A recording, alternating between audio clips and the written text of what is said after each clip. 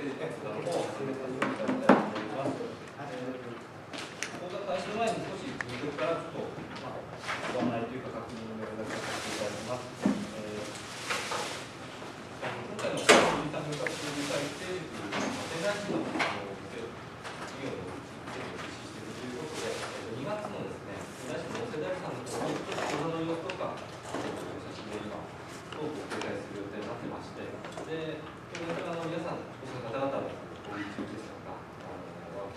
最中にお写真をして撮ったものをちょっと掲載させていただきたいと思います。なんかこう、顔とかが映るとか、さすがある方いらっしゃいますか？よろしいですかね。で、写真の方は、あと、世代さんこれ、何も掲載させていただきますので、よろしくお願いします。世代の方は、完成しましたら、またこの講座の中でも皆さんにお伝えしたいと思います。では、そういったので、早速ですが、本日の講座を始めさせていただきたいと思います。本日はですね、小児科ポイントは1つということで、初めに、一番最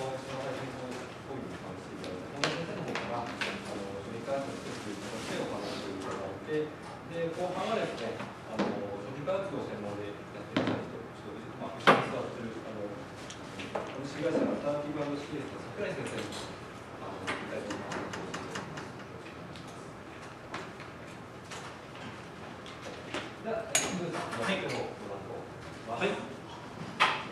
はい、皆さん、こんにちは。はい、第1回目では、なんか、ちょっと調子乗って喋りすぎてしまったら、後で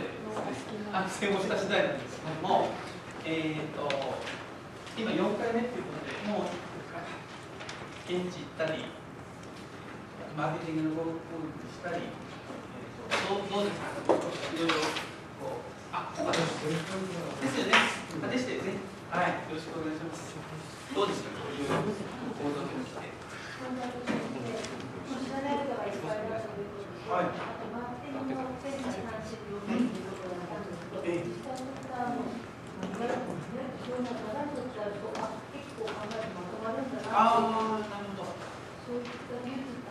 なるほど。そういう分析をみたいなのやったわけですね。なるほど。いいですね。もしなんか変わったこととかあれば聞かせてほしいな。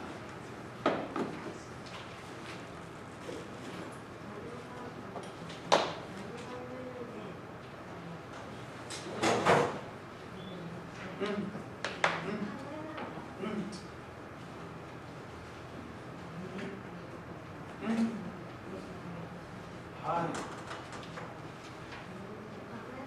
な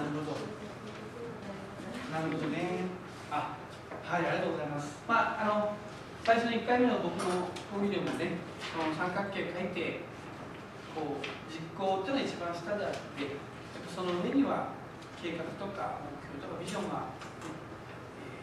ありますよっていう話をしてきたかと思うんですけども、やっぱり僕も現場を見ててですね、ただ僕らの立場は理屈ばっかりで実行できない。僕なんか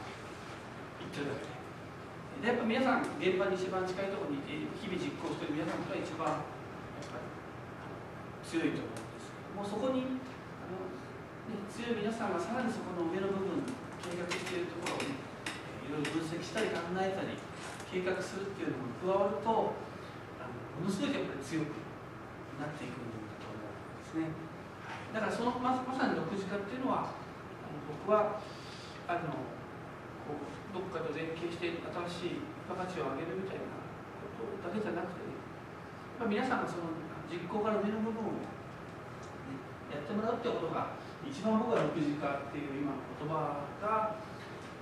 一番大事なところなのかなっていうのを常々、思っているところです。はい。で、私からもですね、じゃあ今日はその、商品開発の基礎っていう話なんだけども、結論もなんか今お二人に言ってもらったなって感じなんです、実は。はい。言いたいことはまさに、本当にただ作ってから実際探すんではないで、作る前に、どうやって考えるかっていうことを、言いたかったんですけれども、はい、ズバリ、別の場所と言ってもらったかなという形ですが、前半の2時間の方で、僕が少し理屈の話をちょこっとさせてもらって、それから少し僕がかかった事例の話とかをしてですね、で少しお客さん目線になるようなワークなんかをして僕のコマを終えてですね、で先ほど紹介もしたが後半の方で櫻井さんは主に山形が多いですかね。でも山形だけでなくてもう今来る途中でも本当に全国あちこちに行くのがモチベーションという話をねしてましたけども、本当にいろんな事例とか直売所とかいろんなとこ見て現場もいっぱいしてる方の話なので、ぜひ生の話を聞いていってほしいなというふうに思っております。そんなに2コマということで今日はよろしくお願いしたいなというふうに思います。はい、ではですね、この方からはですね、はい、商品開発っていうのがもう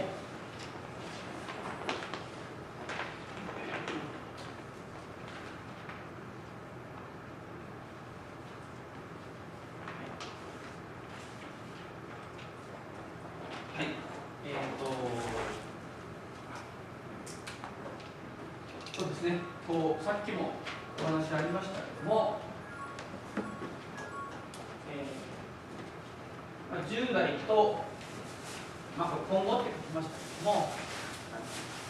こだわっている原材料とか製法は仮に同じだとしたときにですね、例えばこだわっている玉ねぎであったりだとか、こだわっている米粉であったりですね、そういったものが皆さんの身近にもあると思うんですけども、やっぱり今までのパターンっていうのは、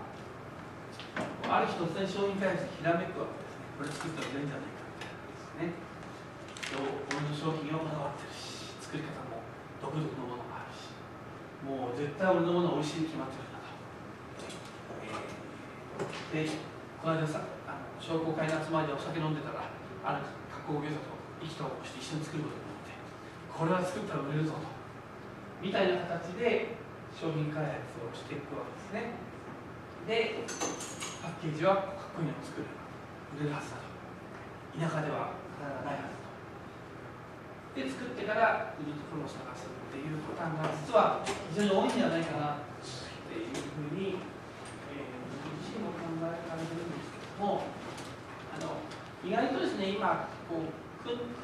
さんで組める人もいろいろ出てきてるので、作って売るところまで意外とできてしまうんですよね。で、問題はそこから売るところを探すっていうところがやっぱり非常につまずいている多いのがあるんじゃないかなと思うんですけども、できればですね、今後って書きましたけども、理想は最初に自分たちの今の商品が、これから商品開発とかをすることによって最初に誰に、喜んでもらうかみたいなところをしっかりね見定めをして、そこからその後商品設計って書きましたけども、じゃあその喜んでもらいたい人がっていうのはどういう要件を満たしたらピンときてくれるのか、喜んでくれるのかなとか、それからその喜んでもらう人が買ってくれる場所に物が置いてなければ、手に届かないわけですから、じゃあその自分たちが決めた人たちのどこにどうやって流通させればいいんだろうかっていうことも含めて最初に設計していくってこれできましたけども、商品設計っていうことをやって、それから初めて商品開発の検討っていうのを作りたい気持ちを送ると大事なんですけども、やっぱりなんていうんでしょうね、どうしても作りやすければ安いほど競合も多いっていうですね、同じように同じ考えでやってる人も多いから、そうなると当然、流通に乗せるのは大変になってくると思うんですけども、やっぱりここの商品設計で苦しんで頑張って検討してきた人ほど乗り越えた先はやっぱオンリーワンの商品がやっぱ出来上がっているのかなっていうふうに、思いますので、スタートはまず、誰に売りたいか、誰に喜んでもらいたいかっていうところから、そこから商品を作っていくということが大事なのかなっていうのをちょっと、思っております。はい。コンセプトって、この間、マーケティングの勉強をしました。出てきました。はい。出てきましたかね。はい。コンセプトって、なんかちょっと英語で言えばいいってもんじゃないんですけども、これがですね、意外とできそうでできないところですね。なんとか結局ですね、農家さんって非常に現場で実行したく冒頭も言った通り実行してるし、物に対する思いも技術もあるから思いが非常に強いな。で僕はその思いを大好きなんですけども、その思いを聞くのが大好きなんですけども、ただ思いがね強すぎたがためにあれもこれもになって、あの人にも売りたいし、でも直売所のね近所のおばちゃんにも売りたいし、でも仙台にも売りたいし、でも、東京にも売りたいんだよねみたいなですね、気づくとあれもこれも誰も他にも売りたいっていうふうになってしまってると、結局商品がぼやけてしまう。結局誰に売りたいんだろうみたいなことがやっぱちょっと、あるなというのが、だからコンセプトって書いたけども、難しい言葉はカタカナ文字はいいんですけども、要は届けるお客さんを絞り込むっていう。でもこれってやっぱりね、僕もそうですけども、僕もコンサルとしてね、今独立してますけども、やっぱりいろいろ僕も独立3年経ちますけども、やっぱりいろんなところに声かけて行ってね、やっぱり行くとだんだん僕もぼやけていくんですね。あれも、執筆もできるな、講演してもいいし、農家さん行ってもいいし、ね、どっか他のところで呼ばれて行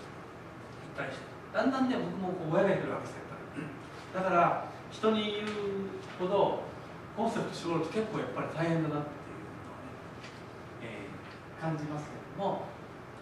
はい、でもそういった迷いながら広がったり、狭めたりっていうことをやっぱしていくっていうのが大事なのかなというふうに、感じております。で、簡単にだからコンセプトっていう言葉は、さっきも前も勉強したかもしれないんですが、ターゲットをまず誰にするか、例えば小さい子供がいる主婦みたいに、もしくは小さい子供の中でも乳幼児だね、保育園ぐらいの子供がいるなんかですね、やっぱ細かく絞れば絞るほどなんかね、結果として絞り切ってとんがった商品ができたときに、それが思わぬ人が気に入ってくれることもあると思うんですけども、だから時間がない、ね、子育ての主婦は時間がないだろうから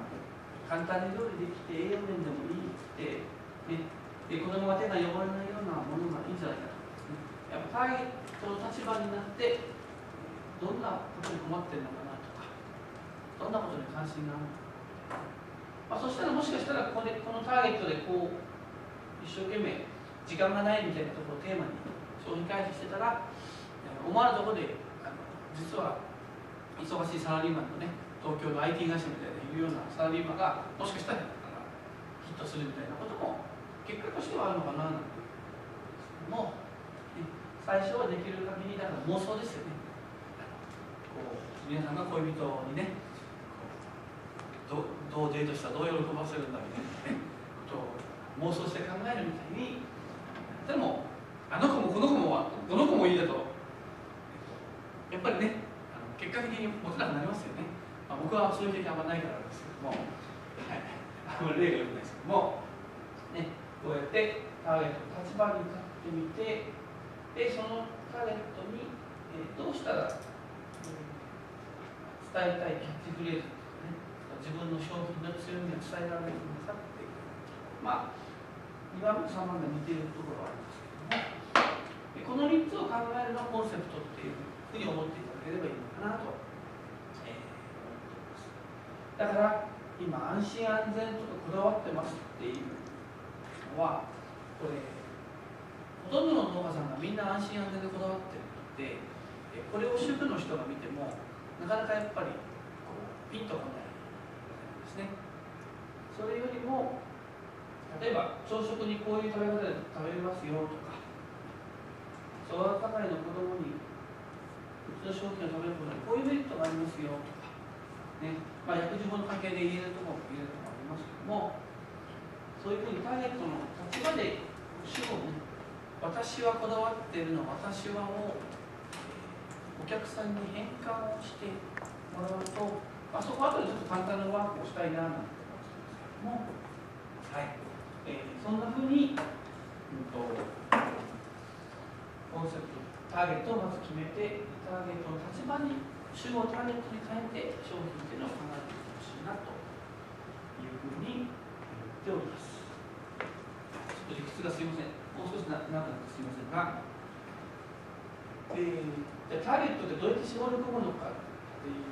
ことなんですけども、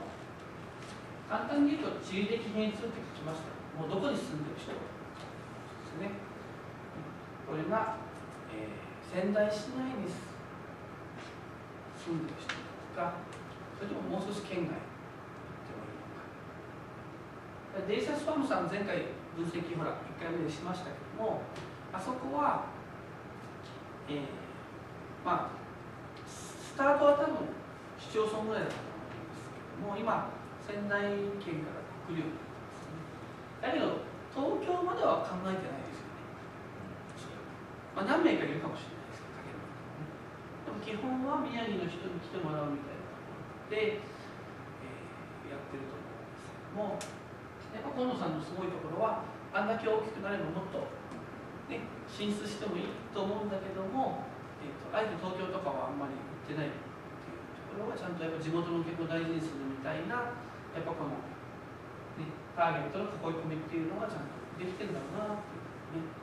思うわけですけども、まずはどこに住んでるかみたいなところが、ここはもう今は県市町村だけじゃなくて、海外に住んでる人も入ってくるし、また海外に住んでるんだけども、宮城に観光に来るみたいな人もターゲットが入ってる。チェリー仙台さんのそういうチョコなんかは、あれ今、仙台空港ですごい売れてるっ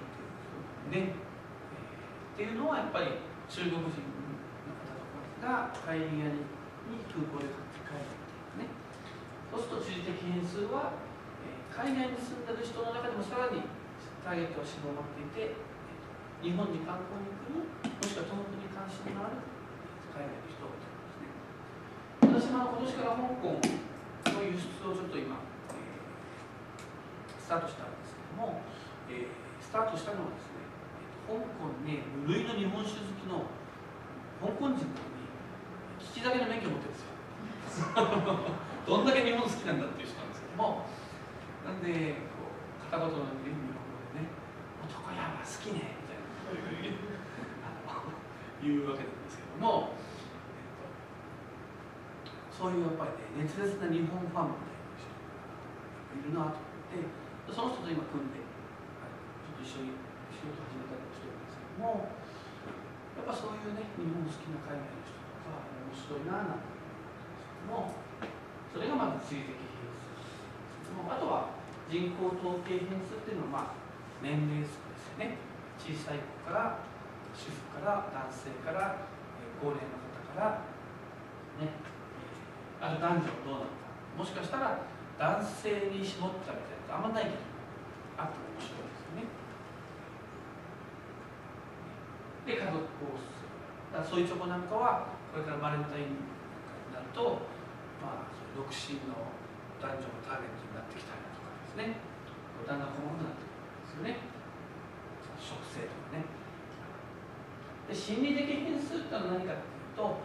年齢とか住んでるところは関係なくて、私は誰々が作ったこのね、玉ねぎだけは絶対欲しいとか、なぜならば、あそこには年に1回、路上に行って、交流をしてきて、すごい交流があるみたいなライフスタイルとして、そういう農家さんの交流みたいなところを大事にしているとかですね。はい。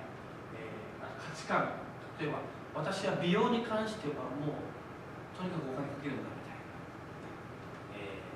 したらそういう通販とか、ね、化粧品とかに興味のあるような人がもしかしたらドンピシャにハマるだとか、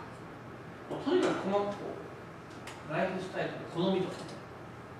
俺はもう絶対に硬いせんべいじゃなきゃダメなんだとか、皆さんいろいろありますよね。そういった趣味とかね、こういうところに、絞っていくっていうのも、ね、あるかなということですね。で、行動変数っていうのはボスデータとか実際にね、お店が皆さんもこう、家族なんていうのね、ちゃんと住所とかを集まってくる自分のお客さんはどこの人が多いみたいなのが分かってくると、このお客さんはいつも週末に買うだとか、このお客さんはいつも月末に買いに来るだとか、なんかそういうパターンが見えてくると、またそれに合ったターゲットを絞り方みたいなのもできるのかもしれないな。こういうのを、ね、セグメンテーションって言いますけども、要はお客さんを色で分けていくっていう考え方ですよね。はい。こういったこともこうターゲットを絞り込む上で、あれですよね。今あれですよね。飲食店の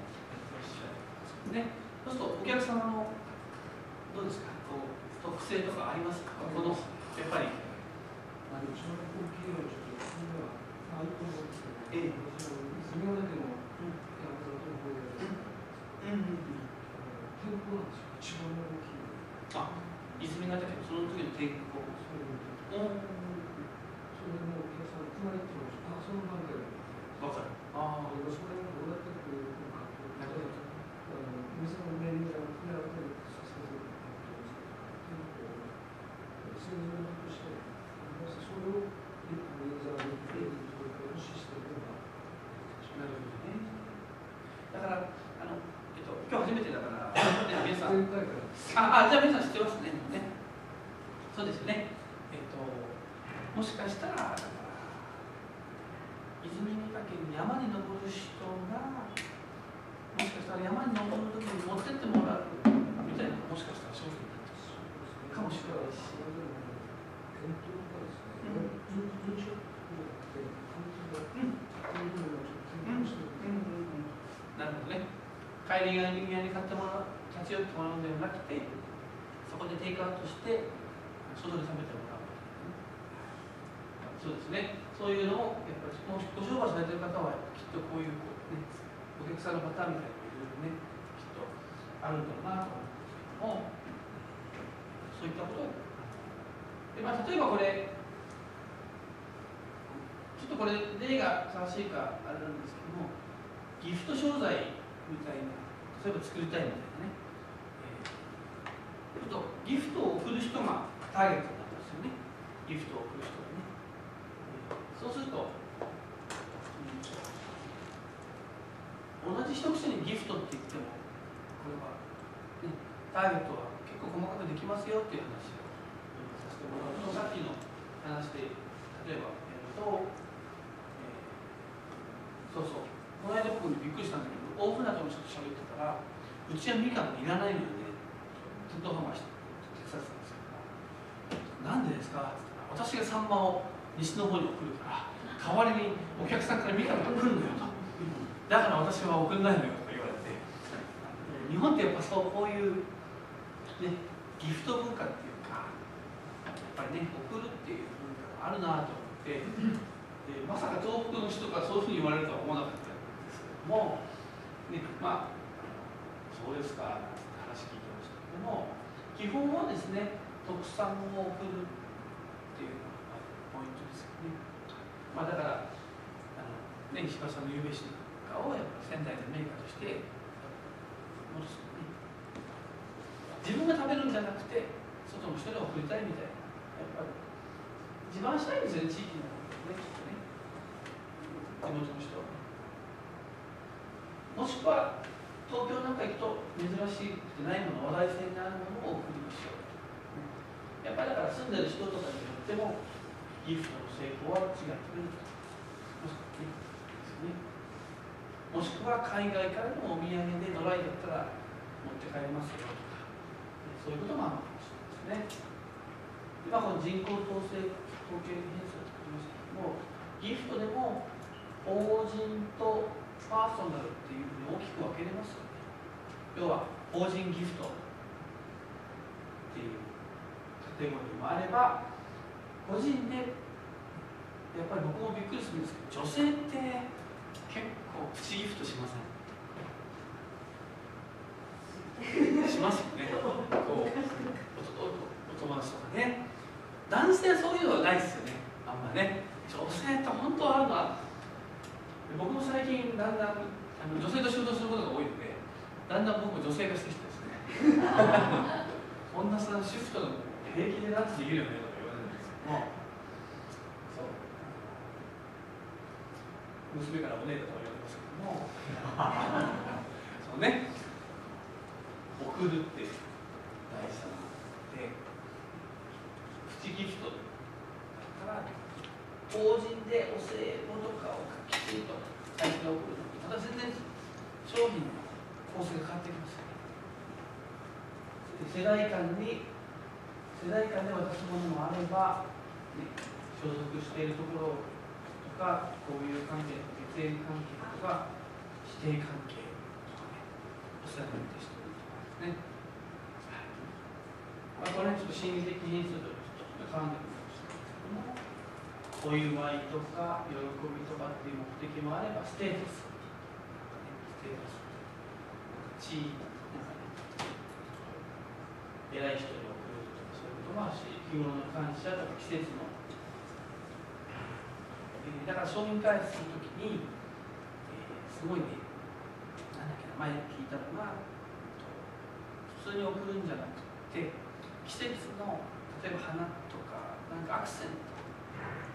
商品に乗せて、季節ごとにワンアクセント乗せて、やるだけで、全然商品が変わってくるみたいな話もちょっと聞いたことありますけども、こう季節を感じさせるアクセントをちょっとね、乗せてあげるとか、あとこれで絆とかを表現するには、ギフトの中に何を入れたらいいのかですね。で、行動変数とか、さっき言ったフォーマルとカジュアル。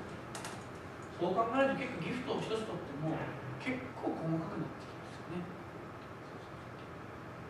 だからそういったのをギフトで一つで作ってしまうと、結果として皆さんこういういろんな需要があるのをきっと、まあこれギフトを使うからですって使ってるんだろうけども、もし皆さんが絞り込んだ時にそこにね、突き刺さるものがあると購買のやっぱり頻度が上がってくるっていうかね。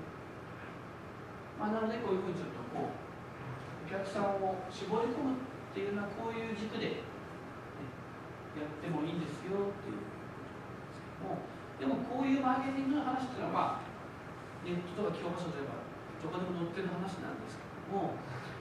これからはもうこういうんじゃなくて、なんだっけな、ニュースでやってたんだけど、桜井さん何でしたっけ、最近ネットと店舗を組み合わせて買い物をする、なんとかなんとかオーチャーのなんとか、なんかそんなの、聞いたことありますね、でしたっけ、突然振ってすみません。気はありますけど、覚えてない。だからこれからは、例えば A さんっていう人はこういう生活習慣があるから、この人はね、スマホで注文をして、で、最寄りのコンビニで受け取るだとか、そういうふうに、その人その人に合わせた購入の仕方みたいな。この人は東京に住んでるけれども、年に1回宮城に来るから、その時に、例えば、注文をすれば、ギフトストーブを送ってくれました。まあなんかいろいろね、この方は高齢者で一人暮らしをしてるから、コンビニ行くのも遠いから、ちょっと誘惑届くようなシステムがいいのかわかんないですけども、それでネットと、ね、リアルな、ますますこれからは、この行動変数っていうんですかね、その人の生活スタイル、個人個人にターゲットを絞っていくみたいな、時代にこれから変わっていくみたいなことをこの間ちょっとやってましたけども、はいまあ、そういったことも考えると、ね、非常に、ね、商品開発するマーケティングっていうのも結構いろいろあるんだなみたいな話になってきますけども、ちょっと復習になりますけども、マーケティングの 4P ってどこでも聞かれる言葉なんですけども、前回やりましたね。あ、そうですか。あ、言われてたんですか。あ、宿題やりました。やった。おー、いいですね。あ、素晴らしい。今回パワポのプリントアウトはないんですか。パワポのプリントアウト。前回やった。世間資料資料をあ、それ渡します。後でも渡します。書き込むの大変なんだ。ああ、そっかそっかそっか。先に渡すと皆さん僕の話聞いてくれない場合がありがとうございます。できるだけ必死で書いちゃった今まで。ありがとうございます。そっか、本当はここにメモりたい衝動があるんですね。あ、なるほどね。そうかもしれないね。すみません。じゃあお教えしましょうか。人にターゲットのニーズを知るとか言っといて、僕が皆さんにニーズ聞いてそのままにするとあるわけね。今回は答えは持ってない。今回はね、今回は答えないから。そう、いいね、考えてます。そうそうそう。前回は答え書いてあったね。はい。そうそうそう。僕からするとね。そうそう。本田さん、はい、オムニチャンネルですか。あ、そうそれだ。そう。まあ言葉をね、なんかこれから多分きっと出てきますよね。ああ、ここでチャージ。オムニじゃなくてオムニチャンネル。オムニだからオムニだと思っちゃった。オムニそう。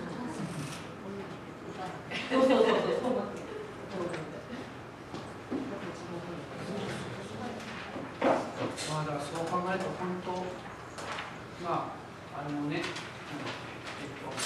単語出てこない僕やばいなと思って。番号何でしたっけ。番号。名前ね。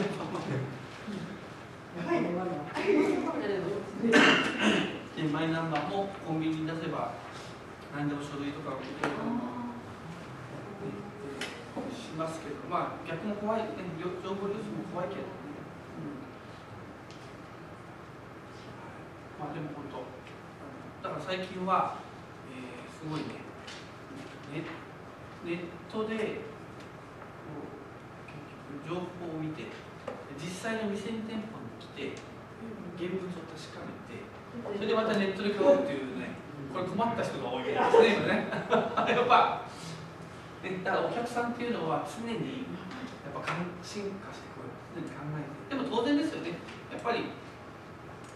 情報を集めて、それからリサーチして、自分でちゃんと商品を見て、それから買うというね。で、ネットのやっぱりデメリットはそのリサーチができる、実際に物を確かめられないということですね。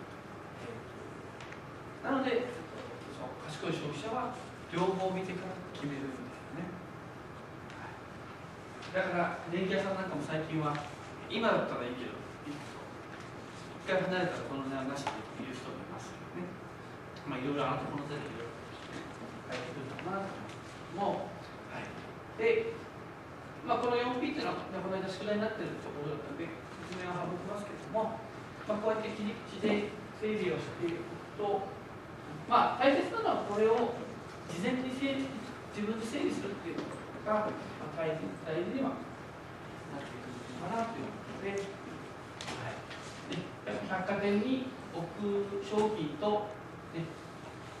ネットで売る商品とでは全然また違いますよという話ですよね。はい、こういったことをきめ細かく設計するということが非常に大事ですね。ちなみにこれはですね、私が今年神奈川にちょっと行った時に、金沢今北陸新幹線というのがね、安くなってますけども、これお米農家さんが金沢って魚も美味しいじゃないですか。で、これはね、米麹を使った漬物をこれ何色になってるんですか。これね、全部ね、魚のサバだとかマグロナスとか、あと野菜もありますよ、キュウリとかもいろいろあるんですけど、ナスとかの種類ごとに全部色をきれいに分けて、でお客さんがお土産で買ってくる帰る時にギフト、自分で好きなのをこうやって6パターンとか3パターン選んでください。で、おしゃれな構想をして売ってましたけども、農家さん、だここは完全にこれはもうターゲットはお土産ですね。で、お土産でしかも自分で選べるっていう選択肢をお客さんに与えることで、商品としてで横にこうまた米なんかも振ってましたけども、この豚野さんっていう有名な人なんですけども、やっぱ本当にいろいろ考えてやってらっしゃるなっていうことですね。こういうふうに売る場所と商品と価格と売る場所と宣伝というのを組み合わせて、売るっていうことをしていくんですっていうですね、話をしました。で僕がですね、一番ちょっと今日一番言いたいところはこの先でですね、さっきも言いましたけども、作ってからどうしようっていうんじゃなくて、先にやっぱり仮説こうしたら売れるんじゃないかなって考えた時に、ぜひね、このモニターの声っていうのを大事にしてほしいなって思いますね。ここでお客さんに実際食べてもらってどうなのっていうところをしっかり意見を聞いて、だから自分がコンセプト、売りたいターゲットの人を呼んできて、4名ぐらい、4、5名呼んできて、モニター会っていうのを僕は開く。知ってる人でもいいんですけど、知ってる人だとなかなか遠慮があって言わなかったりもしますよね。なんか言いそうな飛ばし多そうじゃないですかね。でもね、このターゲットも難しい問題があって、そのモニターに呼ぶ人がもうあんまこうあれもこれも言う人だとまた混乱してしまうみたいなことがあるので難しいところでもあるんですけども、でもそうですね、自分の考えだけでいくよりやっぱり第三者の買う人も実際にいける、買う人だけではなく実際お金払う人ですね、本当にこれはお金払って買いますかというところを聞くことが大事かなと思うんですけども、だから僕もその商品開発ゼミっていうのをね、前に石橋さんも来ていただきましたけども、商品開発ゼミ持ってくると皆さんボロクソ言いますよね、いろいろね。でもそこはまさにこのモニターの声になると思うんですね。でましてや特に食に関心のある人とか、そういう人今多いので、やっぱそういう人の声をとより、いいのかなっていうふうに、思っておりますけども、そこで決めてからね、テストマーケティングまだ作んないんですね。ここからイベント販売とか、まずはもうデモのパッケージとか作って、少ない部数で吸ってね。で、ここはイベント販売とかをしていって、検証修正をして、それからようやくここで売れるっていうことがだんだん見えてきたら、じゃあいよいよ実際に委託加工とかして、で、少しずつ商談会とか出て感触を得ながら独自化として一歩ずつ進んでいくっていうことが、僕はいつもお勧めしている形で、僕は宮城の独自化プランナーってやってるんですけど、いきなりこう建物を建てるみたいな相談が来て、僕はいつも止めてしまって、こういう順番でやりましょうって言うんですけども、そうすると僕がプランナーやってると全然授業が進まないんでですね、あんまり最近終わらなくなってきてしまいましたけどもでもごめんなさい、もちろんただ僕はビジネスの世界で正解はないとは思っているので、この順番で僕は進めるけども、どうしても自分がやりたいっていう思いが強い時は、やっぱりその人のモチベーションが大事なので、結果としてね、やりたい気持ちで、なんていうの、それが成功することもゼロじゃないっていうか、お客さんどう反応するか分かんないから、ね、正解という道はもちろんないとは思うんですけども、ただ、こういうふうにしっかり準備とかをしていくと、やっぱりリスクはね、減っていくし、自分の自信とかも出てくるし、ブラッシュアップして、やっぱ売れる商品を世に出していってほしいなっていう思いで、僕は、そんな支援をさせていただいております。はい。この前に6時間スタートでやってるし、地下数 0.5 って書いてあったら、この数字は何ですか？ああ、はい、失礼しました。あ、そうですね。ここは、そうなんていうの、6時間から 1+2+3 なんで、もう全部を自分でやっちゃうことじゃないですか。だけども、最初は僕は委託先を見つけるだけだったら 0.5 とか、まあ、ですよね。それから売る場所を借りてテストマーケティングするのも 0.5 だと思うんですけども、最初は全部一人で6までやらないで、ね、まあ、2.5 ぐらいに止めておきながら、残りの 3.5 は、他の人の力を借りながらテストマーケティングしながらね、まあ、もしくは J さんあんたがその設備を持ってあげて、農家さんのこの残りの、ね、2.5 を助けてあげるみたいなのも僕はすごい必要なことかなとは思います。もうそういった意味でちょっと、はい、ちょっと進むみたいな意味で0.5ございました。はい、はい、ありがとうございます。いい質問してはい、はい、っていう感じでやってみて、まあちょっと理屈の話もあれなので、少し僕がやってる6時間の話をちょっとさせて、大したこと実はしてないんですけども、参考までに話をしたいなと思ってます。ですね、これまあ水産なんですけども、この方はですね、まあ、ここに身の丈に合った6次産業化って書きましたけども、僕はできることからスタート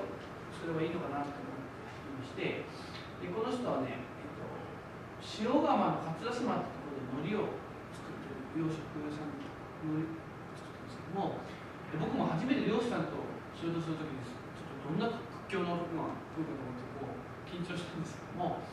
養殖って言ったらやっぱり、ね、皆さんに近いですね。農業に近いから。やってることは、実際海苔の芽をこうなんか一緒に種まいて肥料やって育てるみたいな工程が一緒なので非常に似てるなと思って、穏やかな本当のここで穏やかな人だったんですけども、全量 JF って漁協さんに出しているんですけども、私は市場流通というのは否定はしない、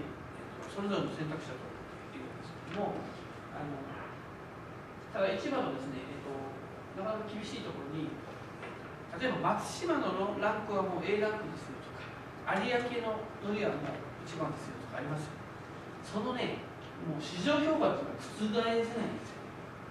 で、この人は、塩釜の桂島っていうところは、松島の湾の中でもランクが低い海苔にも位置づけられていて、どんなに頑張って海苔作っても、常に松島からの引き算でしか値段をつけられない。でだからそこをやっぱり何とかしたいんですって自分で売りたいんですっていうことがあって、その支援をさせていただいたんですけども、でですね、だからお世辞にも原材料とか製法で他の海苔よりも優れてるっていうのは正直なかったんですよ。ただこの人にはすごい真面目な朴訥としたにじみ出てくるような人柄があったし、熱心さもあったんですね。で、どんなことをしたかというと、結局ですね、まあ、そのさっきのコンセプトだったとかいろいろ決めたんですけども、塩のりってこう味付けのり作ろうという話になった時に、いろんな油とかいろんな塩を用意してきて、で、その漁師さん、千葉さんと一緒に全部一個ずつ塩と麦をつけて全部食したんですよ。で、一番美味しかったのがフランスのゲランドの岩塩と、あと椿オイルとかですよ。椿オイル。これ一番すっきりして美味しいって話になってで大切なのはですね僕は結局原料でなかなか差ができなかったんだけども今調味料とか女性ってやっぱりこだわりますやっぱり調味料ねこの辺ね男性は分かんないと思うんですけどもやっぱり調味料っていうのに今すごいしっかりこだわってらっしゃってじゃあ原材料にもしそんな差がなかったら調味料でこだわろうっていうで、それで自分で味付けしてやっぱり自分でこう選んだことによってねやっぱり商品を好きになって愛着も持って自信も持ってるのでここに椿油のエンジ色のパッケージをして、このパッケージも後から悪いとかちょっと別のモンターさんに言われたりとかしたりもしたんですけども、それはいろいろねあるんですけどもでちょっとあんまこう海苔というのは高級感6時化すると何でも高級感のある黒だったら売れるだろうみたいな、そういうこういう人もいるんですけども、この人は逆にね海苔っていうといつも黒いね同じようなパッケージだから、自分はちょっと親しみのある温みがあるデザインにしたいみたいなことがあってこういうちょっとねパッケージこれNHK のね「みんなの歌」を書いてるデザイナーの人が書いてるんですけども審査飛行とか特別に書いてるんですけども、こんな風にして商品開発をしましたっていう事例なんですけどもやっぱりこの方のいいところは自分の商品すごい好きになってくれたっていうこともあるんですけどもふと僕に言うわけですねこれはちょっと県の審査飛行の支援したので本田さんが動いてくれたお金って税金なんですよねそうですよっていうことはこの事業を絶対成功しないと僕は皆さんにおっしゃらないんですよ、そういう人なんですねこの人はだから、彼は冬場は漁師さんと忙しいんだけども初夏から夏になると体が空くので、いろんなところイベント出て一生懸命こう自分で売り場を売ろうということで頑張ってやっていて、僕はそういうやっぱり商品開発の過程っていうのも大事だなっていうこととあとは、ね、何でもかんでも差別化じゃなくてそうやって調味料とかだけでも、差別化に商品開発になるんですよっていうですねで今身の丈に合った商品開発っていうのもありかなというふうに思っておりますでもう一つはですねこれはですね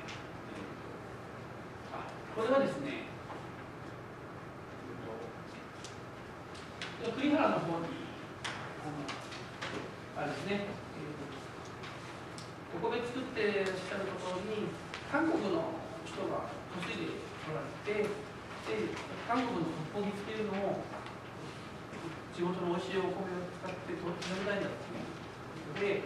こう相談が来たんですけどもでもその方はですね韓国の方が喋ってるうちになんかねちゃんと怒ってるような感じなんですねでせっかく相談してでも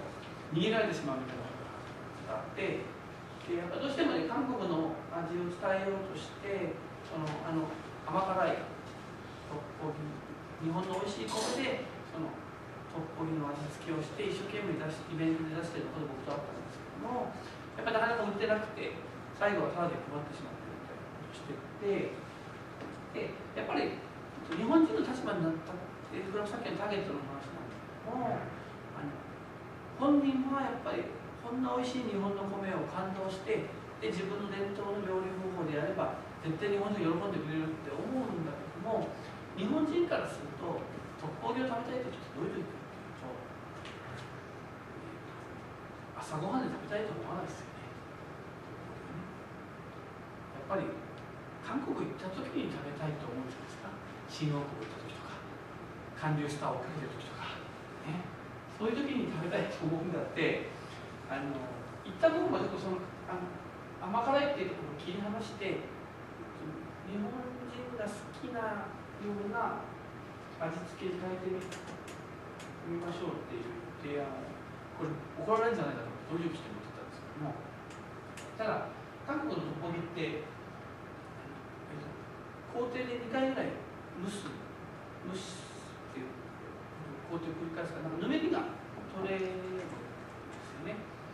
で、もともとの一人分のもちもちと食感に、このお餅とはまた違う優しい食感の味になるのが分かって、だからね、一つはね、日本人に合うきのこスープみたいなと、もう一つは B 級グルメっぽくちょっとね、キムチと豚肉を炒めた後に醤油とマヨネーズで和えるみたいな。で、これでまあ、例えばこの汁物一杯食べることで忙しい朝ごはんにタンパク質とね、栄養素を茶碗一杯で取れるよねとかですね。こういうのでちょっと提案してみたらどうかみたいな形をしたら、商談もすごい食いつきな、よく僕と同行したりしたんですけども、やっぱりメニューの提案の仕方によってこんなガラッと変わるんだななんていうこともちょっとあった一例だったので、紹介をさせていただきました。でこれはですね、まあ、結局何で大したことしなかったんですけども、この方はですね、漁師関係というのは独自化っていう人をくれてるので、逆にだからね、魚の人っていうのはね、有利なことがいっぱいあるなと思うんですけども、この人はですね、牡蠣って春先になると一旦ノロウイルスの数値が上がってしまって一回出荷停止になるんですね。でそれがまたしばらく1ヶ月ぐらいするとまた溶けるんですけども、溶けた頃にはもう共同の無機施設を閉めちゃうんですね、漁協でやってるんで。で漁師さんっていうのはやっぱり浜の一体感が大事なやっぱ協同組合っていうのもありますから、要はみんなでそこで機械を閉めるから5月以降いくら美味しい牡蠣が取れてももう共同施設が閉めてるので流通出せなかったんですね。でもこの方は本当に美味しいのは冬の間に栄養を蓄えて初夏の牡蠣が一番美味しいんですと。だから自分は夏に牡蠣を売りたいんだっていうことで、まあちょっとした僕補助金の手伝いをして、自分で牡蠣を与える塩焼き先施設みたいなのを導入しただけなんですけど、大したことしてないんですけども、でもそれするだけでみんなが要は流通してない時期に出すから、まあ、強いですよね。だから漁師さんというのはそういう意味でいろいろチャンスが眠ってるななんて思うので、まあ、逆に皆さんの立場から今漁師さんと組むことでいろんなビジネスがあるんじゃないかなっていうふうに思うんですけども、そういうまあそういう独自化っていうのはありなのかなと思ってですね。あと漁師続きでちょっと最近この頃ちょっと漁師続きが多くてですね、漁師続きなんですけども、これは前回のプロジェクト学生さんのね、主催の商談会に出てきてくれた人なんですけども、小畑さんという、この方はですね、皆さん知らないかもしれないですけど、仙台港に漁師さんいるんですよ。閖上とかじゃないですよ。閖上とか石巻さんって仙台港コンテナがいっぱいある。仙台港をちゃんと漁師さん組合がちゃんとあって、でちゃんとねそこから船を出て名取の沖に行ってそこで底引き網をして赤貝を取るっていう人がいて、でこの方はね脱サラをして新米漁師になったので魚を取る腕が他の人よりも下手くそなんですよ。魚ってやっぱ取り合いの世界に駆け引きみたいなのがあって、で自分は漁師やってても他の人には絶対勝てないから自分は他で頑張んなきゃいけないっていうことで、これエイとかですね、カニとか、これ私も一回朝4時に起きて一緒に乗せてもらったんですけども、初めて漁師さんの船を見て結構感動でしたけども、この底引き網に引っかかっているカレイとかカニとか出す量は皆さん捨ててしまう、そのままリリースしちゃうんですね。その面倒くさいことやってられないんですよ。だけどこの人は赤貝は勝てないからこれをなんとかお金に換えたいっていうので、ちゃんと氷を積んで取れた自分で締めていじめをしてで氷詰めをしてで奥さんが浜で待機をしていて旦那さんが取れた魚をメールでお客さんに仙台の飲食店にメールをして、で、まあ、本当はその持ってきを当日に取り立てで出せるんだけども、そこまでできないっていうんで、宅急便でクールを送って、翌日店頭で飲食店で売れるということをやったんですけども、で、この時ですね、僕はすごいなと思うのが、まあ、漁協しか出してなかった方が、それを商談するようになって、少しお客さんがハマるようになったら、モチベーションがすごい上がってしまって、わずか半年ですよ。それまでね、本当に6時間をしたことなかった人が、わずか半年でそんなふうに商談会出ちゃったわけですよ。で、こうやって自分で試食出して、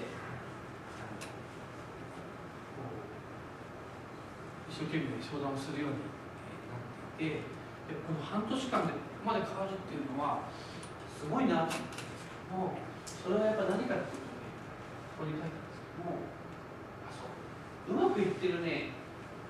6時間やってうまくいってる人っていうのは、まず奥さんがしっかりしてるっていうありますね。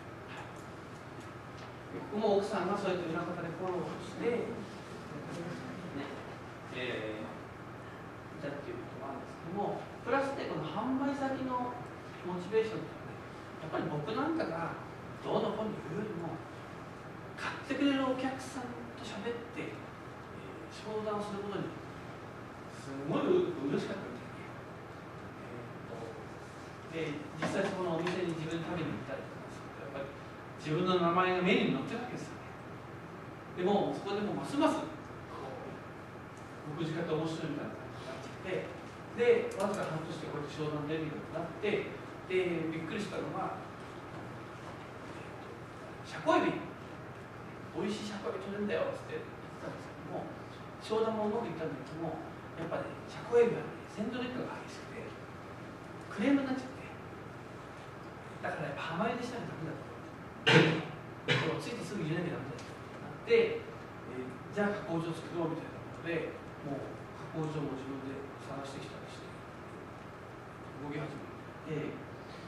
僕もその短期間でそこまで人が変わるってすごいなって思ったんですけども、だからまあ、先ほどの言うことと少し逆行するかもしれないんですけども、僕としてはこうしっかりモニターの声を聞いたりテストマーケティングをしながら商品開発してほしいという思いもあるんですけども、まずはお客さんと向き合ってこう商談してみて、そこからぐっとモチベーション上がるってこともこれも大事だなですね。だからまあ、ね、例の皆さんも組合員さんにやる気出させるにはお客さんと合わせてあげる、そういう視点も僕は非常に大事だなと。でも余談なんですけども、この方は私東京の飲食店につなげたんですけども、その方がチラシ作ったからそれ作ったのを送ってあげたんですね。そしたらね、もう3日ぐらい主人がもう寝込んでしまって酒飲んでたんですと。本田さん実はね、そこのチラシに閖上港の小和田さんって書いてあるんですよ。でも俺は仙台港だと、閖上港じゃねえんだと。それでやっぱりね、3日焼け酒を食べてたんで、だからやっぱり漁師さんのプライドっていうのは、でも僕もその一緒に船乗って納得しました。やっぱりね、命がけなんですよ、一人で。底引き網なんかしてて、そのチェーンに足が絡まって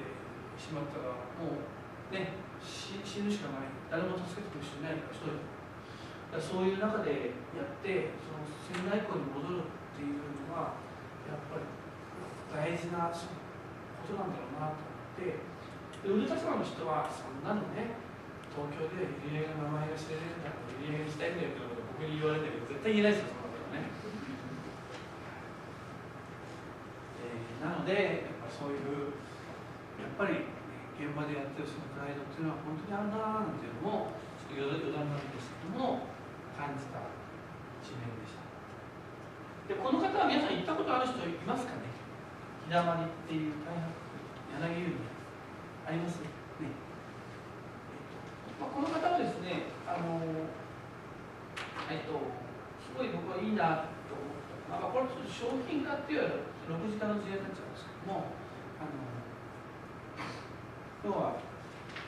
息子さんに代替わりをして法人化をして、で、まあ、県の施設をちょっと入れて、ハウスを大きくして法人化したっていう時なんですけども、その時に奥さんがですね、奥さんの方が今までは家族のために農業をやってきたけども、これからは自分のために農業をしたいなで、それでこうおばちゃんですか、地域の仲間で自宅を改装して農家レストランっていうのをやっていて、で、今本当に僕もたまに行きますけど、いつもいっぱいで、本当にしかし女性はよく喋りますよね、行くとね、もうすんごい人もみんなもうほらなんていうの、回転しないので、こう1回転しかしないので、座ったらそのままずっと喋れるわけですね。早く帰んなきゃいけないみたいなプレッシャーがないわけですよね。そういうのも魅力の一つなんだろうなってそう繁盛してるんですけども、僕は何が言いたいかというと、親世代が楽しむのために6次化をして、で息子たちは生産基盤の方をしっかり受け持つっていうふうに役割分担をするっていうのは非常にいいことだな。だから実際の飲食店も僕はビジネスとしては多分儲かってないと思うんです。そんなに飲食店ってそんなに儲かるほど簡単ではないので、だけども本当楽しんで私がやってるからいいっていう、10年したらやめるのとても期限を決めてやってらっしゃいましたけども、すごい素晴らしいなと思ったんですね。だからこう農業士化とか商品開発っていうのはやっぱり、ね、基盤がないと作ってるものが全然安定してないし、量もないのに先に売れてしまっても大変なので、やっぱ基盤がしっかりしてるって非常に大事だし、うまくいってる農業産業化っていうのはやっぱり基盤がね、だからエリサスさんの前や事例もしっかり旦那さんがと息子さんが生産を守って、で女性がレストランと商品開発やるというふうにやっぱり役割分担してますけども、やっぱり男とね、男性は、僕もそうですけど、マーケティングとか商品開発というのはやっぱダメですから、女性にやっぱ任せた方がねいいのかななんていうふうに僕思いますけども、ね、だからこういうふうに楽しむための商品開発、楽しむためのことしかっていうのを僕は素晴らしいなというふうに思ってちょっと紹介をさせていただきました。はい、それからこれはですね、これはね、いちごの生産者さんの独自産業化を支援した時の話なんですけども、生産者の方だとやっぱり自分の商品を独自化してもなかなか売れないんじゃないかという思いがあって、木をてらったものを作らないと売れないんじゃないかと思う方が多いわけですね。で、最初に相談に来た時に言われたのは、これ言われたんですよ。仙台っていうのは笹かまが有名で、仙台っていうのはサラリーマンがいっぱい来てね、支店も多くてビジネス圏も多いから、帰りがけに笹かまに見えるんだけど実は中はイチゴのお菓子なんですよ。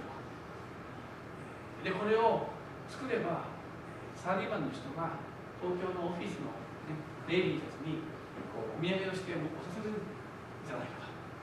ということで、笹かまに見せたイチゴのお菓子を作りたいみたいな。それからもう一個がイチゴの中に注射器で練乳をぶち込んで食べたら練乳イチゴを食べれるみたいなですね、そういう商品開発をしてただかければいいって話なんですけども、でも生産者がしたいっていう思いなので、それを売れませんよっていう僕が言ってもなかなか納得もしないので、そこでモニター会を開いたわけですね。でやっぱりイチゴっていうとやっぱりこう女性陣好きな人も多いから、ちょっとこう少しおしゃれな仙台でも少しこう紫山みたいなちょっと少し所得のいいところに住む層の、主婦たちを集めてモニター会っていうのを開いたんですね。そしたらですね、やっぱりいちごの商品開発ってやっぱりジャムで盛り上がるんです話。やっぱりジャムかなみたいな話で、ジャムで盛り上がるんですね。やっぱりどうしても6次化っていうとジャムなんか作ってもう大手青旗とかね、大手の直売所もいっぱい売ってるし、売れないんじゃないかってここう思ってしまいがちなんですけども、でも裏を返すとですね、清手だったものを救う、大手はいいんですよ。大手はそれを、広める、宣伝する広告宣伝費用というのは莫大に持ってますからできるけども、我々中小企業とか農家さんがこう商品開発としてもその広告宣伝費なんていうのは無限にあるわけじゃないので、そう考えると宣伝が必要で浸透しなきゃいけないものっていうのはやっぱりなかなかお客さんにじゃあ分かってもらうと時間がかかるんですよ。だったらもういちごジャムみたいにもうこれだったら初めてのお客さんももうどういうふうに食べたらいいか、どういうふうに味がするかとか、っていうのはもう食べなくても分かるので、だからそういうメリットがあるわけですね。もちろん競争が激しいっていうメリットもあるデメリットもあるけども、宣伝が必要もない、お客さんが安心して買えるっていうそういうメリットもあるんですよね。で結局ですね、どんなジャムを作ったかというと、これもシンプルに先ほど言ったように調味料はちょっと気にして、砂糖は天才糖、これもいろいろ比べて何が一番美味しいかみたいなので、天才糖が美味しかったねとかいろいろ考えて、で、モニターからの意見でジャムって結局最後使わなくなって冷蔵庫の隅でカビて最後捨てるのよねみたいな話になって、だから私だったらやっぱりソースみたいなさらっとしたジャムだったらいろんなことに使えるからいいねみたいな話になって、じゃあそういうジャム作りましょう。モニターの意見からジャムを作ってたんだけども、だから農家さんっていうのは素材がいいものを持ってるんで、素材がいいものを持ってるんで、だからありきたりのものを作ってもそれだけで十分売れる商品になるっていうことなんですね。はい。で、例えば隣の人がある商品作ってるから私は同じの作りたくないみたいなのあるかもしれないけど、マーケットってそこまで狭くないんですよね。だから真似して言ったってむしろ両方でお互い認知を助けるぐらいで、逆にメリットの方があるぐらいなので、だから身近なところで誰かが作ってるからといって全然僕は気にする必要ないのかなというふうに思っております。でちなみにですね、これはですね、でいちごなのでちょっとおしゃれな、そういうね、紫山みたいな層みたいな人に歌だよねみたいな話になった時に、仙台でもちょっと有名なカフェやって、ちょっと主婦になんか人気のある、今その店ないんですけども、その方がデザインもやってたので、ちょっとデザイン料高かったんですけども、その方にデザインを連絡したら、猫の手仕事みたいな、猫をモチーフにして、猫のストーリーみたいなのを作ってくれて、デザインだけストーリー作ってたんですけど、ストーリーまでも一緒に作ってくれたんですね。非常にいいものを作ってくれたんです。で、瓶をシンプルにして、こうやってやってただけで、普通の青肌ジャムとは全然違うジャムに出来上がるじゃないですか。で、中もこう、いちごのゴロゴロ感みたいな。で、再現性とかまだいろいろ課題はあるんですけども、でも、試作品をとりあえずできたということで、これ、商談会持ってったらですね、東京でね、思わぬお客さんが反応していて、猫の雑貨屋さんが、これすぐ買いますみたいな。要するに、猫の雑貨にこだわってるんですよね。そういうお店なので、なるほどなと。綾市にもね、雑貨屋さんが私の家の近くにあるんですけども、そこもね、すごい、僕もたまに贈り物、なんですかね、女子ですかね。女子化してますから、贈り物するのに、たまに来るんですけども、食品も結構売ってて、そうするとネギドレッシング、京都さんのネギドレッシングですね。こんなふうに言ってるな。わりかしそういうところで、食品も売ってるという話ですね。で、ここで言いたいのは、だから結局、木を取り扱うものではなくて、シンプル、商品開発がシンプルでいい。でしかも中身をこうやって見せるように、シンプルにするというのが今大事なのかなというふうに思っております。桜井さん、今、デザインってなんかシンプルなの流行ったんですよね。シンプルだけでもなく、やっぱりでもその商品の物語性みたいなものがうまく投影されたようなもの、なるほど。あとはなんていうんですよね、やっぱこうつながりというか、その商品がどうやって生まれて、でどんな風な展開をするのがいいのかって、やっぱり話を作るっていうのは大事ですよね。なるほど。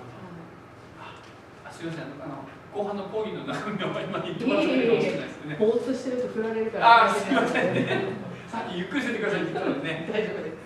はい、すみません。今ね、はい、桜井さんもありましたけども、そう、女性ってストーリーっていうすごい大事にするっていうんですけど、どうですか？ストーリーってね、そうなんですよね。この辺もこうそこにはない感覚ですよね、このね。はい。なので、はい、こういうふうにシンプルかつストーリーっていうところがこれからストーリーの話は僕また次でしようと思ったんでちょうどよかったんですけども、はい、であとはですね、これはね、県北の方で、豚肉を作ってらっしゃる方なんですけども、エコフィードって言って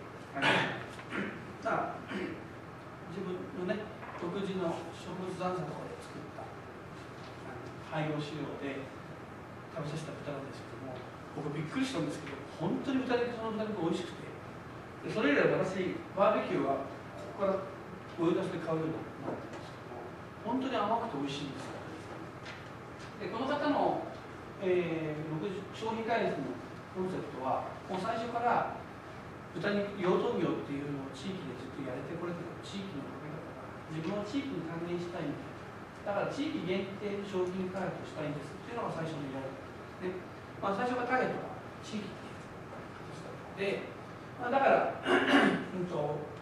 の地域の市場でモニター会とかを開催したんですけども、話していくうちにですね、やっぱりね、豚肉のことを話し出したらもう止まんないわけですよ、やっぱり。で、その中に、豚肉だから我々のサイドだと、焼かないとなんとか菌があるみたいなのがあって、どうしても豚肉ってついつい過剰に火を通してしまうじゃないですか。でも火を通しすぎると商品で硬くなっちゃうので、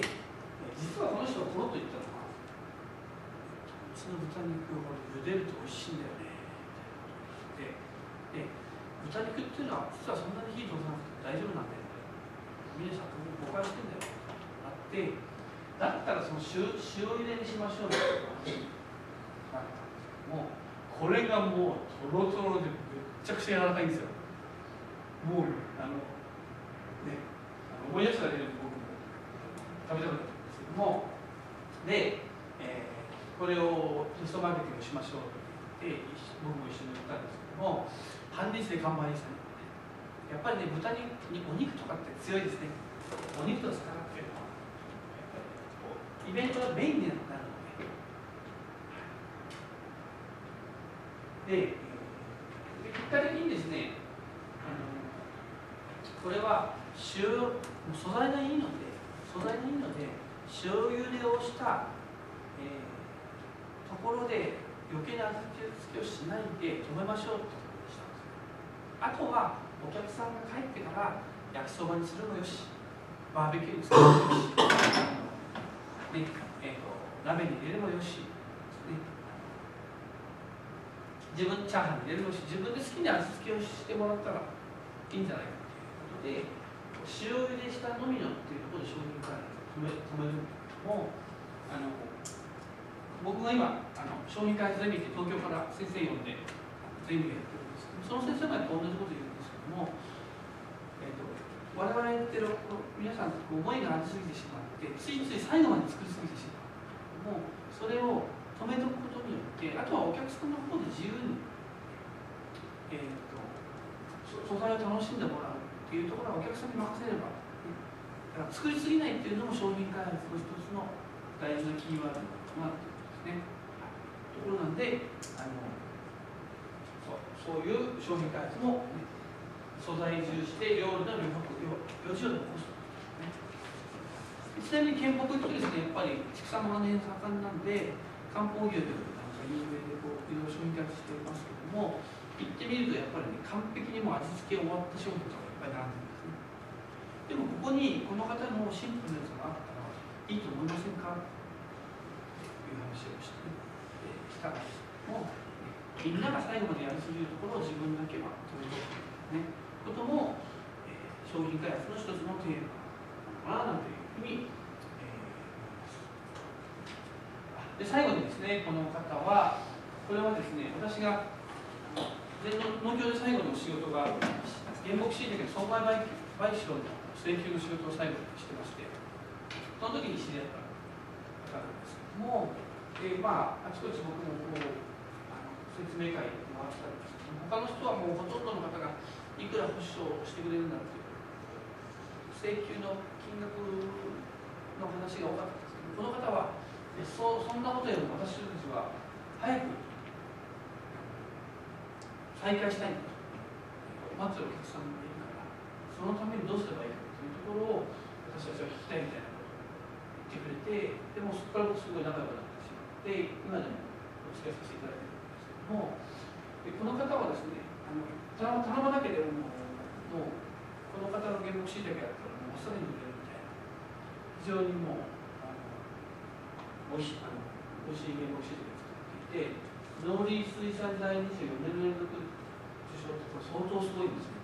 相当すごい。干ししいたけ業界では誰もが知っている人なんですけども、やっぱそういうふうに賞を取った人っていうのは、やっぱり藩のやっぱりね、個別注文来るんですよね。でもね、この方が僕ね、すごい商談一緒に同席して感じたのは、商談慣れしてるというか、お客さん慣れしてるというか、もう私たちは、相手に喜んでもらえばいいのよねみたいなことをさらりと言うんですね。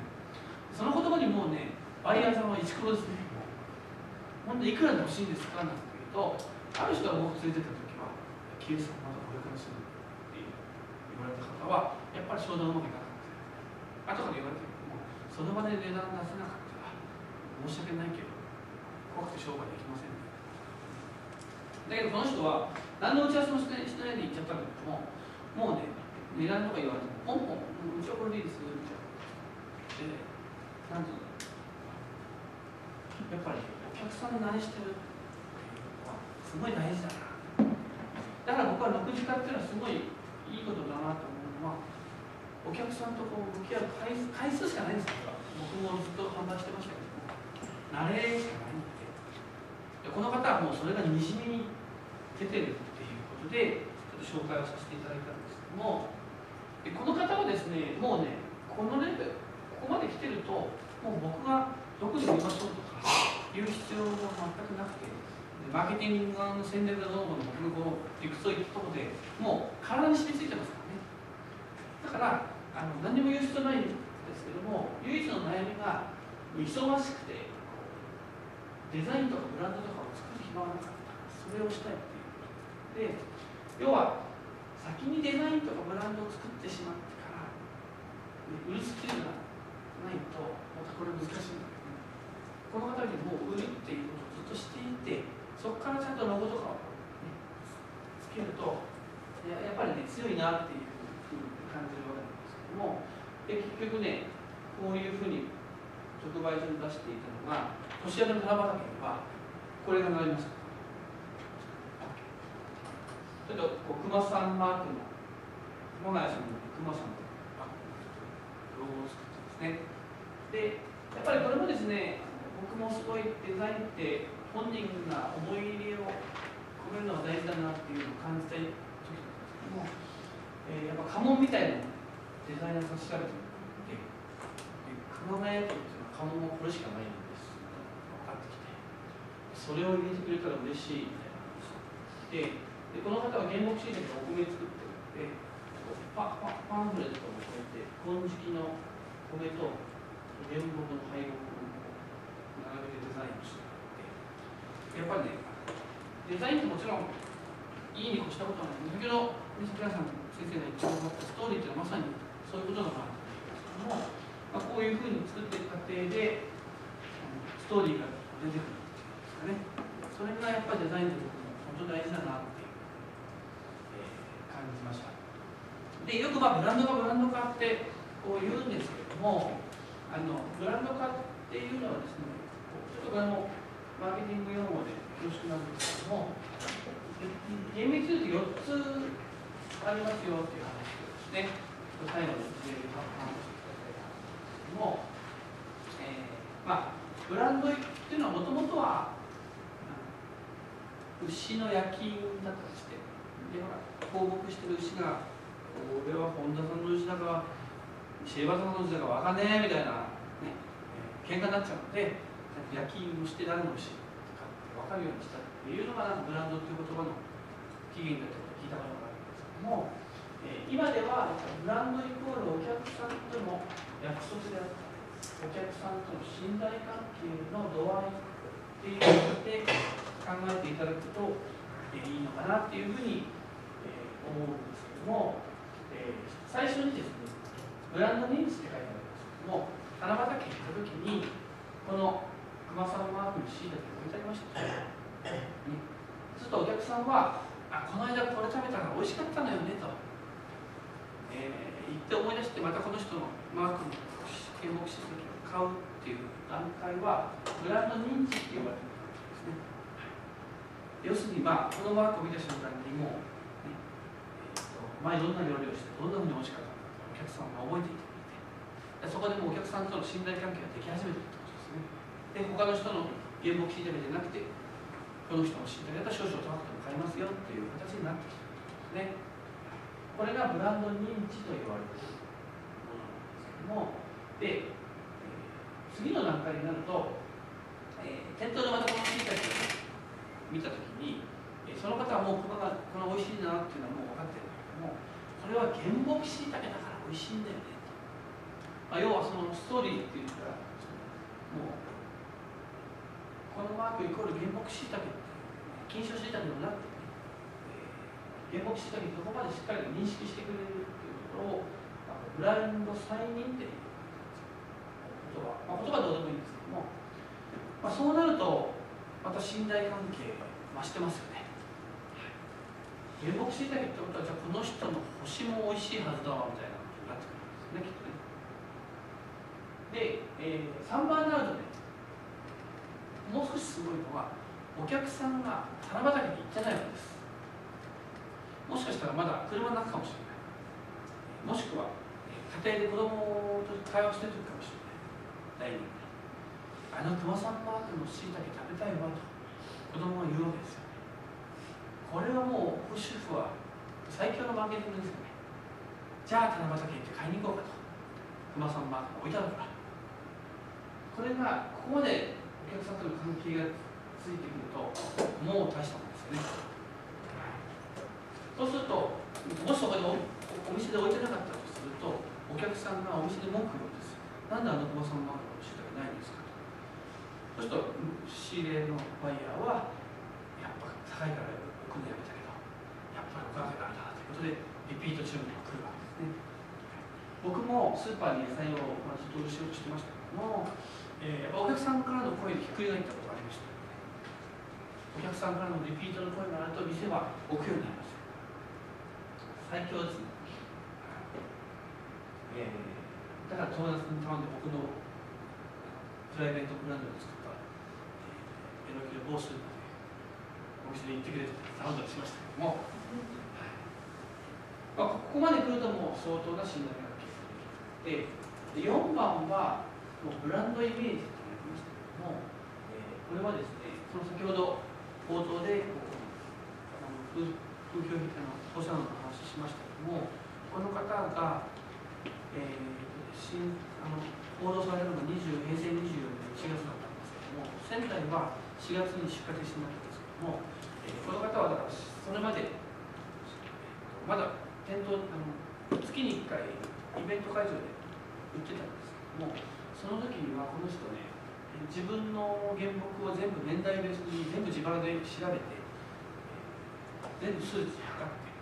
てで、お客さんが来た時に、いや私のところのやつ全部調べましたよと、で持ってきて大丈夫なやつ持ってきてるから安心して食べてくださいって言った時に、お客さんがいや私は熊谷さんが多分ちゃんと放射能の問題出てるけどもきっと安全なものを持ってきて、今日ここに出てると思ってわざわざそれを確認しに来たのっていう、その時お客さんに言われた時に、泣きそうになったって言ってましたけども、そうなるともうこのクマちゃんマークの人は放射能被害のニュースが流れてもこの人のしいたけは大丈夫だと、安心だというふうにもうお客さんが認識し、もう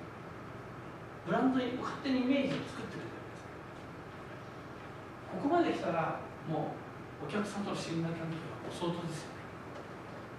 だから一言になんかデザイン作ればブランド化っていうわけじゃなくて、やっぱりそうやってこうお客さんとの信頼関係と歴史と継続と関係があって一歩一歩このステップを踏んで、ね、作り上げていくっていうことが一言にブランドって言っても、ねやっぱ積み重ねが大事だな。でそのためにはロゴっていうツールがあるとよりお客さんが覚えてもらいたくなりますよね。だからロゴがあればブランドになるってことではないっていうことですね。っていう事例をですね、まだもう一個ある。で、その私が小児科ゼミっていうのは年に3回ぐらいやってるんですけども、その卒業生の方で、毎年その先生が東京でお店持ってるんですね。一つは東京駅のサウスコートとノースコートとあるんですよ、新幹線。サウスコートのですね、奥の方にニコリーナっていうですね、お店があるので、そこを桜井さん知ってます？はい、やっぱ見ます？見ます。あそこやっぱいろいろ置いてありますよね、面白いそうですね。今度ぜひゼミ。僕はぜひお待ちしてます。来てください。はい。で、やっぱりね、自ら売ってる人が話す説得力がね、ありますよ。これで赤井さんも来てましたけどね。面白かったですよね。結構適当なんですけどね。で、その方がね、2つ目の店舗が二子玉川にあるんですね。で二子玉川って皆さん、私も田園都市線に一時期住んでましたけども、今ちょっと自慢なんですけどそんなのどうでもいいんですけどもどうでもいいんですけど二子玉川って田園都市線の乗り換え駅で非常にもう金持ちのいるね、ちなみに僕は田園都市線の終点のですね、そこからさらに30分ぐらい行ってるんですね。全然田園都市線の田園都市線民なんですけども、はい、でここの二子玉川の百貨店の地下でイベントやったんですね。で1週間キッチンに立ってこの時はおにぎり定食みたいなのを出してでお客さんと触れ合いながらこうやって物販を出してお客さんと触れ合いますみたいなですね、そういったことをちょっとやったんですけども、で今年はですね、仙台のお客さんがそういました、ね、あれも出てもらってあれをメインに持ってってデリシャストマトの味付けをしてちょっと宮城の大豆を使ったパスタと地域食材がいっぱい欲張りランチプレートみたいなのを企画してですね、でイベントをやったんですね。で皆さんに考えていただきたいのが、こんなふうにランチを出してこれ大豆麺なんですけどめっちゃくちゃ美味しいですよね。本当に独特の食感でパスタって感じじゃないですよね。何よりもグルテンフリーね。でそこにこのデリシャスの辛味噌を絡めて、その先ほど説明した千葉さんの海苔を入れてこう美味しそうですよね。こうね、美味しそうに見えないかもしれないけど美味しいんですよ。でちょっとケーキサイズとか、その商品開発した人たちの商品を出してこう食べてもらって気に入ったら帰りに買ってもらいましょうみたいなですね。これデジタルファンプの線のね、今野さんと一緒ですけども、こんな風にして、出て、でこうやって売り場を作って売ったんですけども、で皆さんでこれ考えてほしいのはね、どの商品が一番売れましたかっていうちょっと考えてほしいんですけども、ちなみにこれ売れたから別にいい商品というわけではないです。たたまたまその双子玉川のターゲットに要は合ってるかどうかで、あとは時期の問題とか時間の問題とか、お店のコンセプトの問題もあるので、ただ、一応そのターゲットがこの双子玉川のターゲットに合った商品は何かっていう視点で考えてほしいですね。そうするとまずはこのさっき説明した千葉さんの海苔を海苔でそのまま置いても厳しいので、先ほどプチギフトとお話ししました。この双子玉川の奥様方はプチギフトする習慣がありそうだから、新聞エコバッグみたいなのを作って、でこの新聞を水産新聞に作ったんですね。でそれに和紙を貼って、でそこにこの海苔をセットで紅白で置いて、白山先生も紅白はいいって言ってましたね。で紅白みたいにしてアクセントをつけて、千葉さんの家紋みたいなのをつけて、で自分が詩を書かせた島の海辺で貝を拾ってきて、その貝をアクセントをつけて、そうするとかわいいみたいな形で売れるんじゃないかと。一つ目は塩のね、それから、あと宮城のあられって天日干しで乾燥させたすごい美味しいあられなんですよ。渡りの方で作ってらっしゃるんですけども、本当に神業でこう天日干しして一枚一枚丁寧に本当職人技で焼いたあられなんですけども、それからですね、あとは、このデリシャストマトジュースね、この間皆さん事例やってましたですね。それからこれがそのパスタで使った辛味噌ソースで、これがそのね、県北っていうか大崎の方にね、漬物いっぱい作ってる農家さんのおばちゃんがいてですね、浦和さんって人なんですけども、この人が味噌とか大豆の酢漬けとかしそ巻きとか梅干しとか、おばちゃんの手作りみたいなね、これを作ってきたのでこれ出したりとか、あとはね、これはね、小ネギ作ってる生産者さんがワインに合う蔵王チーズとコラボして小ネギチーズっていうのを作ったんですね。そうすると双子玉川のお客さんですからワインとか飲みそうじゃないですか。ね、成城石井とかも同じ会にありますし、そういったところがターゲットと、それからソイチョコですね、仙台 JA センターのソイチョコと、そして先ほどのソイパスタね、はい、これもこうパッケージが白田先生っていう人はパッケージはもうシンプルに透明にして見せる方がいいよっていつも言うんだけども、でも小坂君は結構頑固で、いや俺はもう譲らんですね。これしたんですけど、結果的にこれ大成功でしたけど、早ませた売り場でものすごく売り場が買いました。この単色の原色っていうところで、こんな形でこうちょっと売ったんですね。売ったんですけども、どうでしょう。どれが美味しいと思います。どれがターゲットなんですか。トマトソース。トマトソース。理由は？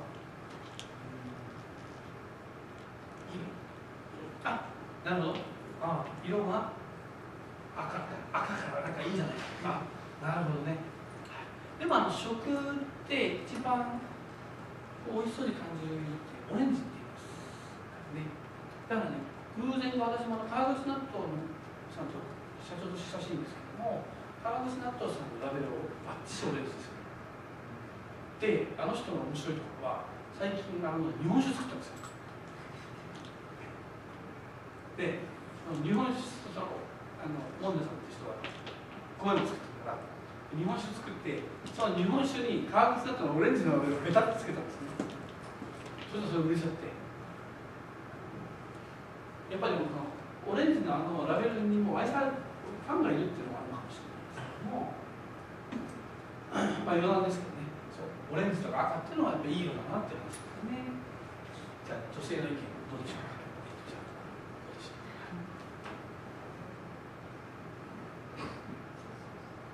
やっぱりソース、トマトソース。理由は？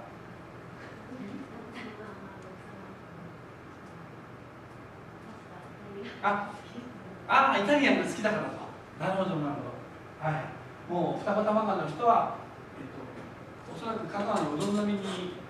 みんなスパゲッティ食べてるんじゃないかと思うんですね。で結論を言うとですね、一番売れたのが実はね、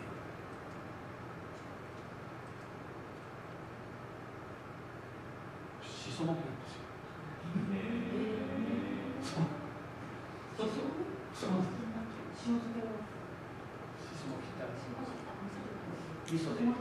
味噌でくるみと味噌をね、でまで大葉で巻いて、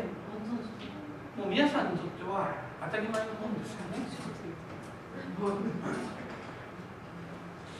で、なぜかっていうと、結局都会の人っておしゃれなものはもう5万と見飽きてるわけですよ。もう常にねあるわけだから、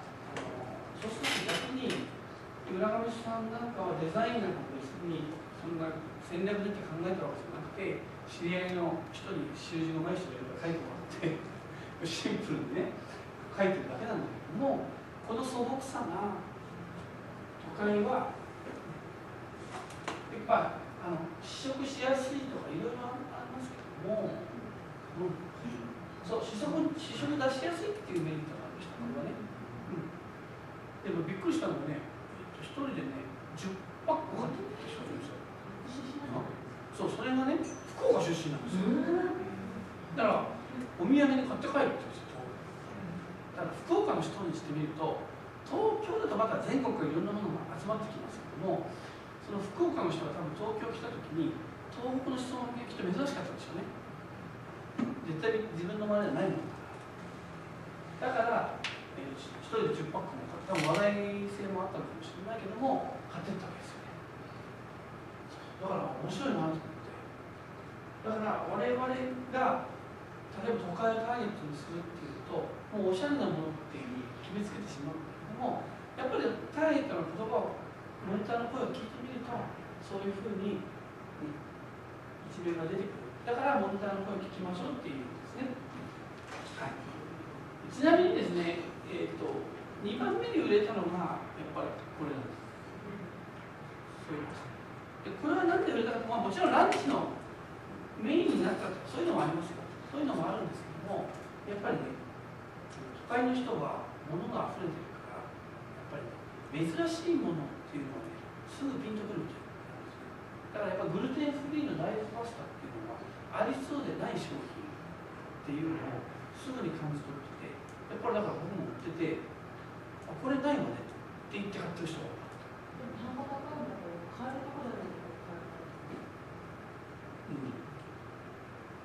単価高いんですよね。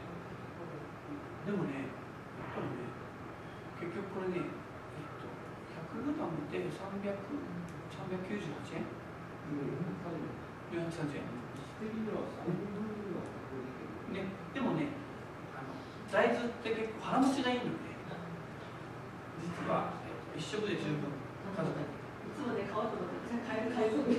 でもね、これは美味しいですよ。美味しい。売ってますね。やっぱりね、案の定、だから都会の人はグルテンフリーの大豆麺は他にはないわ。他にないものって都会ではやっぱり売れるってことです。高くても結局ね、これ後からね、300g 1000いくらで売ってるやつが10袋で農協に注文来たって言ってました。イベントの時。だからもうこのテストマーケティングでこの商品は都会には十分売れるなっていうのがよく分かったんですけども、だからすごい商品開発してるなと思ってですね、紹介をさせていただきましたけども、こんなふうにちょっとターゲットの立場に立ってみるということが、やっぱ大事なのかなっていう。あとはやっぱ都会にもし売るためのポイントとして一つ今書くと、商品のアピールで添加物みたいなところ、原材料というのももちろん大事ですけども、デザインも地元らしさとか素朴さっていうところとか、先ほどストーリーっていうところもまさにストーリーというのはまさに地元らしさとか素朴さだと思うんですよね。で、中身が見えるとか、両目っていうのは少量でいいよっていうことですね。だから村上さんの味噌も欲しい、あれ売れるだろうと売ったんですけど、意外と売れなかったんですよ。なんでかなと思ったら、試食出さなかったっていうのもあるんですけども、850g の味噌は電車に持って帰るのは思いません。そういうのもあって、都会の人って、でも味噌っていうのは毎日使うもんだから、あえてそこを大きいの持ってったんですよね。でもやっぱ味噌ってなかなか変えるのって勇気いりますよね。自分がいつも買ったみたいな。だから味噌を売るっていうのはやっぱり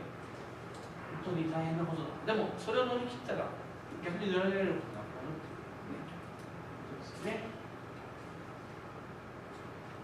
あとはすぐ食べられるとか。で、その他の購買のポイントは都会だからこそ、私東北なんてここに言うと宮城県出身で山形県出身でお前と違うよなみたいなのがありますけども、都会に行くと急に東北出身でまとまるんですよ。大森東北で。なので僕もこう一日経ってたらやっぱりここぞとばかり私東北なのよ東北なのよって買っていく人が。でもよく聞くと福島だったら言われて宮城じゃないんですよ。宮城じゃないのに